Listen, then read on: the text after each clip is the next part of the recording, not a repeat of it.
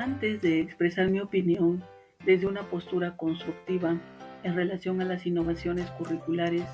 la investigación educativa y la mediación pedagógica, retomo como contexto parte del material compartido en la Maestría en Educación Básica, impartida en la Universidad Pedagógica Nacional, UPN 213 Tehuacán, primera especialización en competencias profesionales para la práctica pedagógica en la educación básica, debido a que me parece muy importante iniciar afirmando que efectivamente en México las reformas educativas están ligadas a los cambios sexenales de gobierno. De acuerdo al estudio La escuela que queremos, realizado en el 2016 por la organización Mexicanos Primero, las 4 reformas últimas son modernización, reforma integral de la educación básica,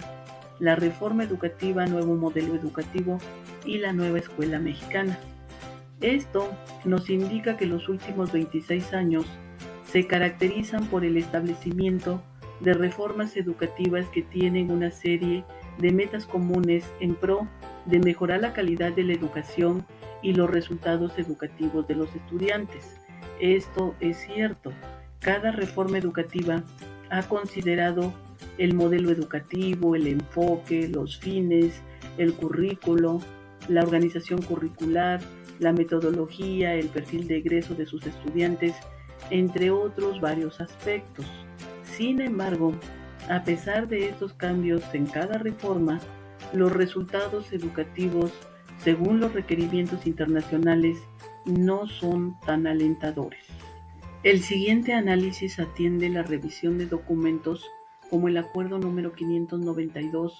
por el que se establece la articulación de la educación básica y que en su artículo primero precisa que la articulación de la educación básica, que comprende los niveles de preescolar, primaria y secundaria, determina un trayecto formativo organizado en un plan y los programas de estudio correspondientes, congruente con el criterio, los fines y los propósitos de la educación aplicable a todo el sistema educativo nacional, establecidos tanto en la Constitución Política de los Estados Unidos Mexicanos como en la Ley General de Educación. Un segundo documento analizado es el denominado Modelo Educativo para la Educación Obligatoria, editado por la Secretaría de Educación Pública en 2017, que abarca diferentes tópicos y pondera la necesidad de una auténtica revolución de la educación. Menciona que a lo largo del siglo XX, el sistema educativo hizo realidad su utopía fundacional, que era llevar un maestro y una escuela hasta el último rincón del país. No obstante, también plantea, y eso es muy bueno, ser más ambicioso. Y además de garantizar el acceso a la educación, asegurar que ésta sea de calidad y se convierta en una plataforma para que los niños, niñas, adolescentes y jóvenes de México triunfen en el siglo XXI. Educación para la libertad y la creatividad. Reto sin duda muy ambicioso. Modelo educativo que, si bien contiene un nuevo planteamiento pedagógico, requiere la reorganización del sistema educativo y de sus políticas públicas. Y algo que me parece fundamental para lograr la meta es considerar los pasos que debemos seguir todos: autoridades, maestros, padres de familia, estudiantes y la sociedad en general. Porque recordemos que la tarea educativa es un trabajo de todos. Revisamos también lo que diferentes autores plasman en la revista digital universitaria de la UNAM, en el artículo titulado Currículum, Formación y Vinculación en la Educación Superior, 3 ejes de investigación educativa, publicado en el 2010. En este documento nos queda claro que la investigación es necesaria para realizar transformaciones educativas, pues si no se hace una investigación, difícilmente se alcanzará lo que se establece en el plan y programas de estudio, sobre todo hoy, frente a las transformaciones que se experimentan en la vida social y económica, pues las instituciones de educación superior viven tensiones y enfrentan retos que hacen indispensable la investigación en estos tres grandes campos de la educación: el currículum, la formación y la vinculación, que en su conjunto constituyen la razón de ser y el núcleo central de este nivel educativo. En el ámbito curricular, por ejemplo, actualmente las instituciones educativas de nivel superior tienen que responder a exigencias derivadas de la implantación de una política de evaluación institucional vinculada al otorgamiento de recursos económicos de origen fiscal, así como por el establecimiento de un sistema de acreditación de programas. Por lo que se refiere al campo de los procesos de formación, si bien se ha avanzado en cuanto a temas y problemas abordados, es conveniente propiciar el trabajo intra e interinstitucional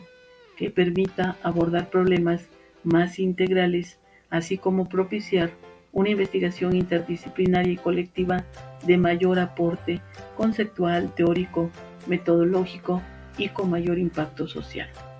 Por otra parte, el mundo del trabajo se ha transformado y estas alteraciones demandan investigaciones sobre los impactos y retos que estos cambios imponen a los procesos de formación que se realizan en las instituciones de educación superior. Por último, revisamos un artículo de Frida Díaz Barriga, publicado en el 2010, en la Revista Iberoamericana de Educación Superior,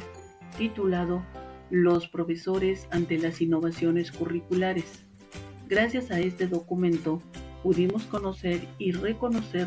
las innovaciones educativas, quiénes pueden hacer innovaciones educativas y por qué estas son necesarias en la práctica docente. Es cierto que en los procesos de reforma curricular emprendidos en las instituciones educativas mexicanas durante la última década, los profesores aparecen como responsables últimos de concretar los modelos educativos innovadores en el aula. Y para entender los retos que enfrenta el docente frente a la innovación del currículo y la enseñanza, hay que avanzar en la comprensión de cómo es que aprenden los profesores, qué les impide cambiar o no sus prácticas educativas, qué procesos ocurren cuando se enfrentan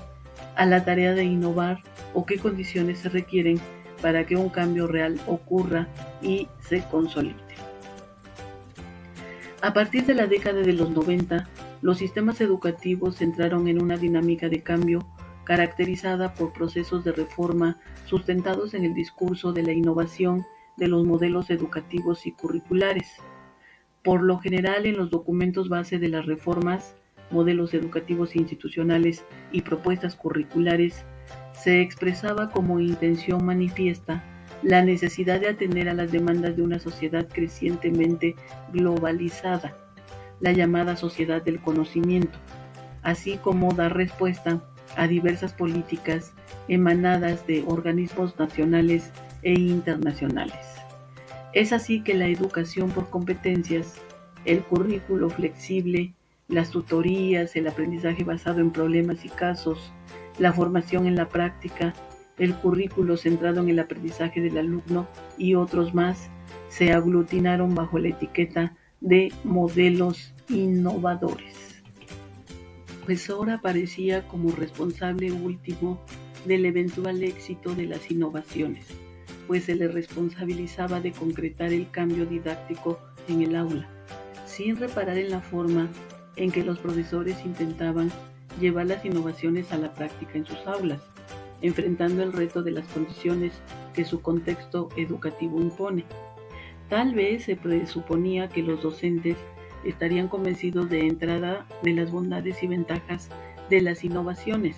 sin pensar que también podrían darse casos de oposición, de resistencia, en los procesos de cambio curricular. Y no es que a varios años de distancia se tengan respuestas claras a estas interrogantes, pero existe un corpus de conocimiento que nos acerca a una mayor comprensión de los retos que enfrentan los docentes ante la tarea de innovar en el aula como resultado de los enfoques prescritos desde el currículo. Vemos que en trabajos antecedentes se identificaron una diversidad de modelos que buscaban innovar las estructuras curriculares y las prácticas educativas, Entre ellos destacan el currículo flexible o flexibilidad curricular, la formación o aprendizaje por competencias, el currículo centrado en el aprendizaje del alumno, sustentado en los principios constructivistas y las teorías cognitivas del aprendizaje, la tutoría académica, el aprendizaje situado en contextos reales y por medio de la formación en la práctica o en el servicio en la comunidad.